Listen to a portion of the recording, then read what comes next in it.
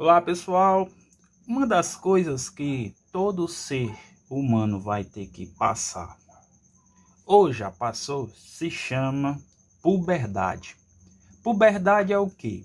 É uma fase que ocorre aproximadamente entre os 8 e 14 anos, certo? De um ser vivo, no caso o ser humano.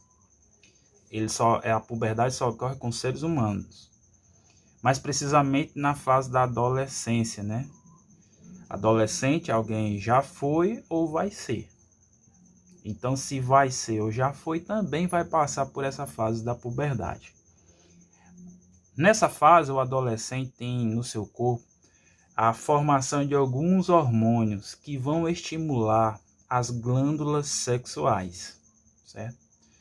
O que a gente vai observar é que alguns crescimentos de algumas partes do corpo começam a crescer de forma acelerada. Começa a aparecer os órgãos sexuais de uma outra forma, começa a ocorrer definições, o órgão sexual começa a sua fertilidade, ou seja, dá início ao que todos os seres humanos a priori têm, né, a questão da fertilidade, poder gerar novos seres humanos. E esse processo, ele mexe totalmente com o corpo e com a mente das pessoas que passam por essa fase. Esse processo é difícil, porque adolescentes sofrem algumas crises, né, alguns problemas não existenciais, como a gente vai falar aqui. E as pessoas que moram em volta do adolescente que está nessa fase também sofrem porque não compreendem, né, o que o adolescente está passando. E aí você vai observar nessa fase alterações de humor e crises existenciais.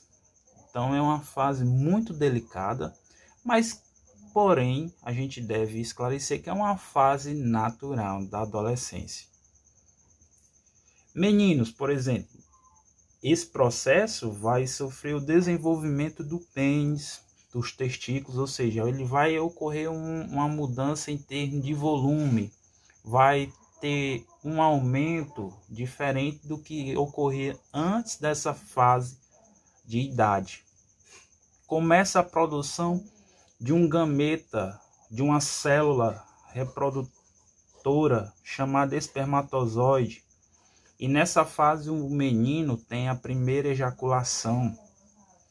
As meninas ocorre a primeira menstruação. A primeira menstruação de uma menina é chamada menarca, certo? Ocorre a produção nas meninas do gameta chamado óvulo, que é uma célula que possibilita a reprodução. Ou seja, nos meninos vai ter a reprodução ou a produção de espermatozoide e nas meninas a produção de óvulos.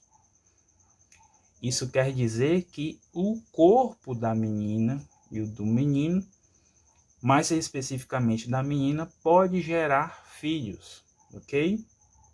Definindo com poucas palavras, puberdade são processos de alterações no corpo em que o corpo está se preparando para a reprodução.